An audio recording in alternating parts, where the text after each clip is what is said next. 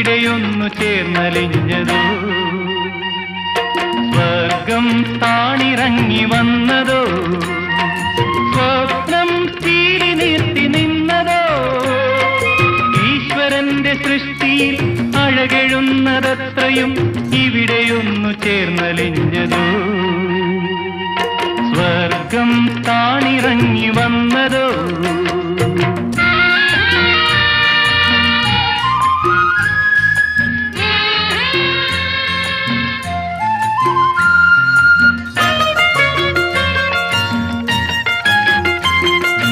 വണ്ടണഞ്ഞാൽ പൂവിനൊരു ചാഞ്ചാട്ടം,